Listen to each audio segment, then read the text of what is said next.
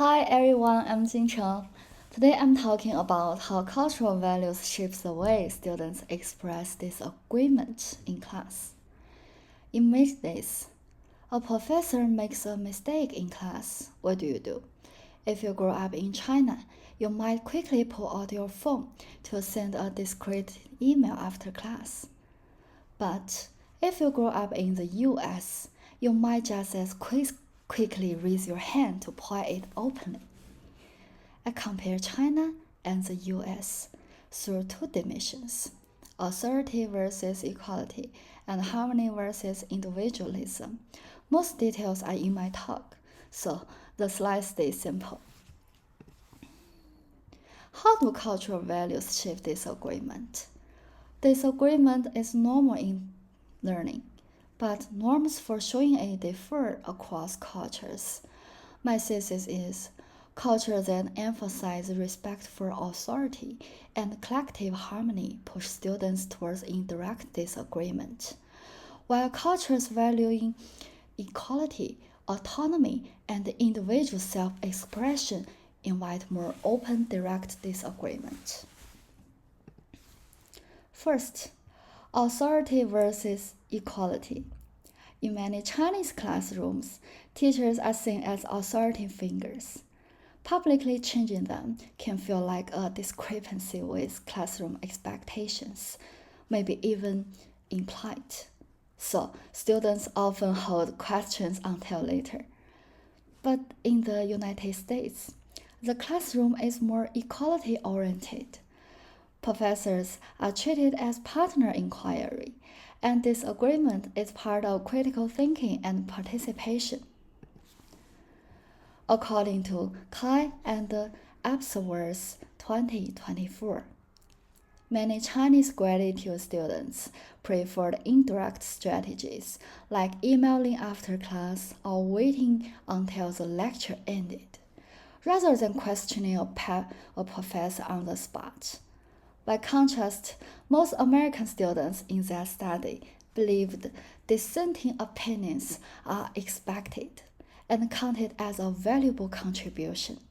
This nicely maps onto the contrast between respect for authority and equality. Second, harmony versus individualism.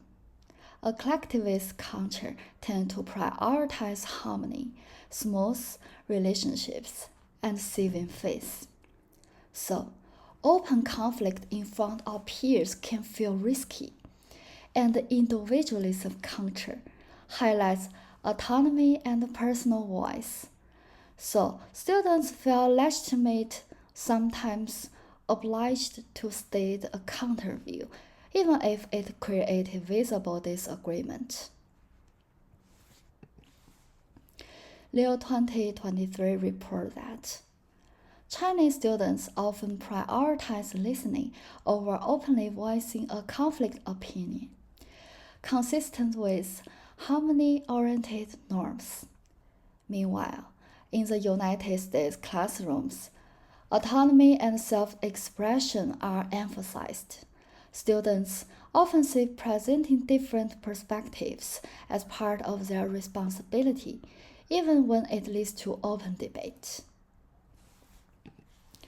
From my own experience in China, I often chose not to ask questions during class because I worried my question would slow the pace. Many classmates probably already understood, and I didn't want the teacher to spend extra time just for me. Later, in US classes, I noticed students ask in the moment, even basic or tough questions, and professors paused to address them. This contrast showed me that cultural norms shapes what counts as respect, which in turn influences how we choose to express disagreement in academic setting. Let's wrap up here. Authorities versus equality and harmony versus individualism are two silent culture forces shaping how students disagree. Chinese contests tend to favor indirect strategies. American contests often welcome direct debate.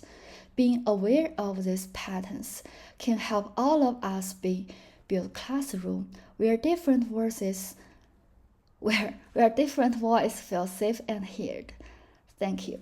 Here are my sources. I use them to ground two contrasts I discussed today.